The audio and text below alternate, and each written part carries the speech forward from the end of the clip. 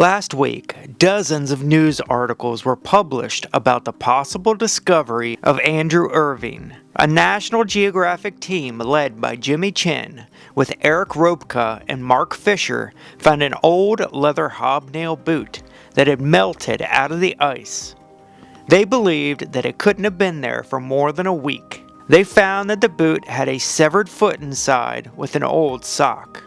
When they looked more closely, they found a name in red that was stitched into the label of the sock. That name was A.C. Irving, the initials for Andrew Comyn Irvine. There have been some incredible discoveries this year. First, with the possible discovery of Amelia Earhart's Lockheed Electra 10E. And now, just after the 100-year anniversary on June 8th, most likely the discovery of Andrew Sandy Irvine. Andrew was young at the time of his death, just 22 years old. During World War I, he created a design for a gear that allowed a machine gun to fire through a plane's propeller without hitting the propeller. He also designed a gyroscopic stabilizer for airplanes. He was very good at sports, particularly at rowing. He studied engineering at Oxford. It was there where he got his interest in mountaineering. He joined the Oxford University Mountaineering Club. We made a full video about the 1924 Mt Everest Expedition a few months ago. But let's go over the history for this video. The weather was very cold and it was snowing. The planned route to the summit that Mallory had found in 1921 was the glacier to the North Col, the North Ridge, and northeast after that, the first, second, and third step, and then on to the summit. No one had climbed the second step before 1924. A 30-foot cliff, with the last 16 feet were vertical. A ladder is there today. But in 1924, the climbers had to figure it out when they got there. The expedition set up 4 camps at first. Camp 1 was at 5,400 meters, Camp 2 at 6,000 meters, Camp 3 at 6,400 meters, and Camp 4 at 7,000 meters. The porters carried the supplies, food, and oxygen up to the camps. They finished in early May, then the weather turned for the worse. On May 19th, climbers Norton, Mallory, and Somerville and Odell reached Camp 3 and began the task of fixing ropes and setting up Camp 4. It began to snow and the winds picked up again. Mountaineer Hazard was at Camp 4 with 12 porters. He safely got 8 porters down, but 4 were left back up at Camp 4. They were sick. Mallory, Norton, and Somerville rescued the sick men. The first summit attempt would take place on June 1st without bottled oxygen. It was George Mallory and Jeffrey Bruce, and 9 porters set off to reach Camp 4, which was below the North Col. The team set off to set up Camp 5, but some of the porters abandoned the group and dropped the loads that they were carrying. The rest reached 25,200 feet and set up Camp 5. Then went back for the supplies that were left. The plan was to set up Camp 6 and then go for the summit, but the day after they set up Camp 5, more porters refused to go any further, and the first summit attempt was abandoned before it had even started. The second summit attempt had actually started their climb the day after Mallory and Bruce started, again with no bottled oxygen. Edward Norton and Howard Somerville, the first team, passed the second set of climbers and 6 porters on their retreat down the mountain. They hoped that their porters would not turn back on them. They reached Camp 5 with now 4 porters. The next day, Camp 6 was made at 26,800 feet.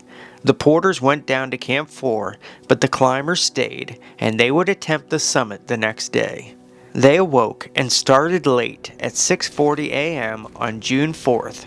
They climbed until 12 o'clock when Somerville turned around. Norton went on by himself. He climbed and climbed, reaching over 28,000 feet. He stopped 920 feet from the summit. The terrain was getting too steep for him and he was questioning himself. He climbed down to Somerville and then they headed down at 2 p.m. On the way down, Somerville had a problem.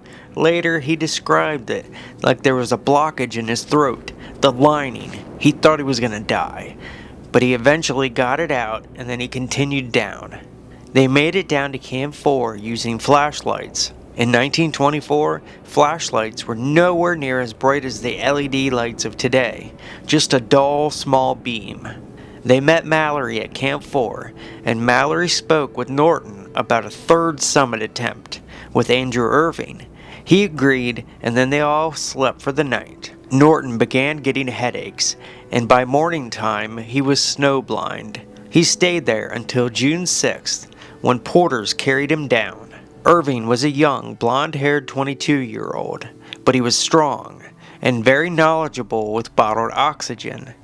He was not an experienced climber like Mallory, but Mallory had gotten to know the young man on the boat ride to India. Mallory was 37 years old. He had a wife, Ruth Mallory, and 3 kids at home. The same day Norton was walked down to safety, George and Andrew left Camp 4 for Camp 5 with 8 porters. They had bottled oxygen with them for their summit attempt, 2 bottles each.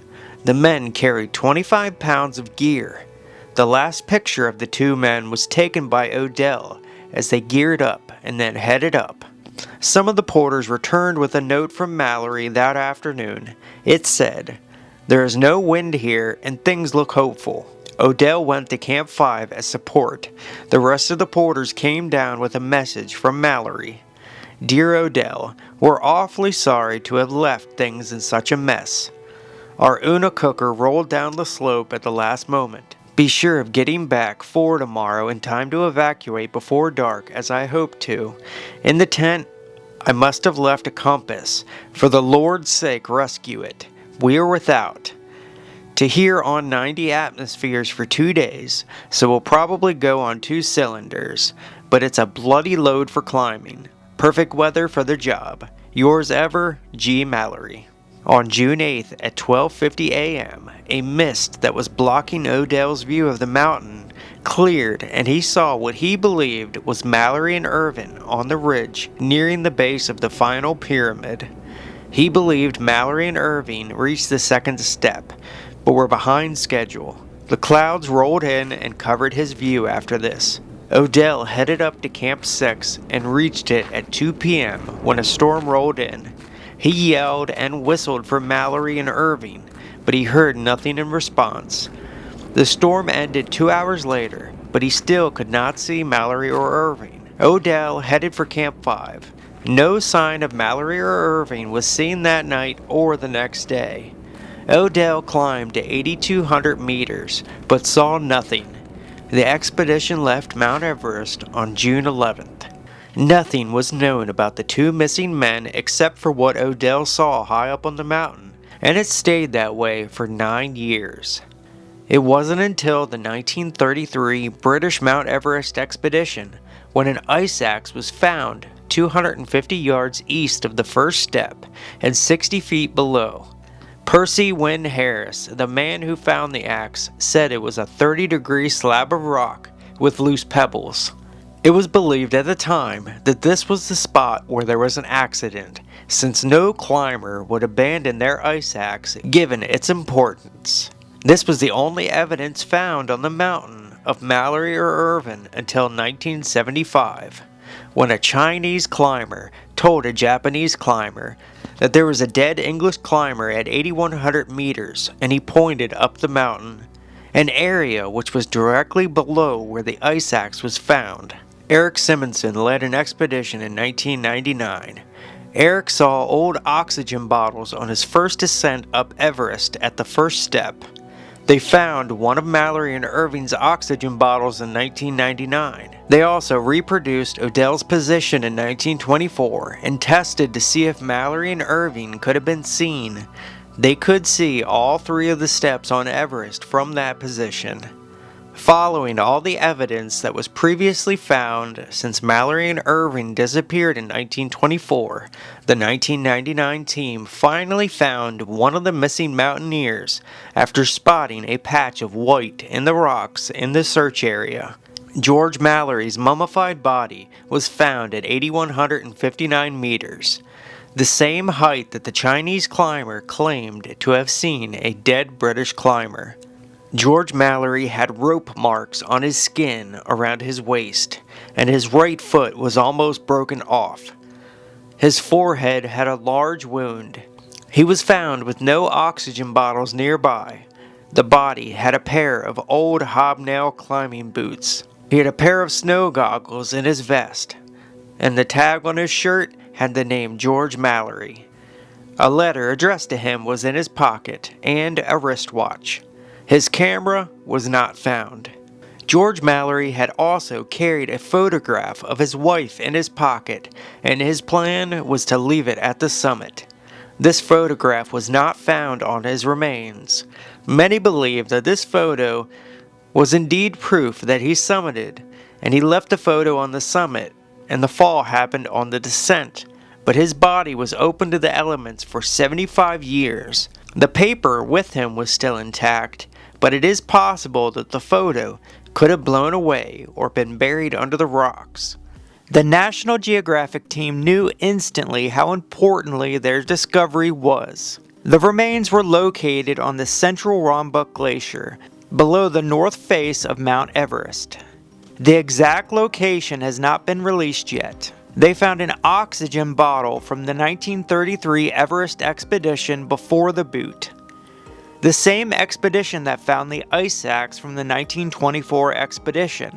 The boot was found thousands of feet below where George Mallory was found in 1999.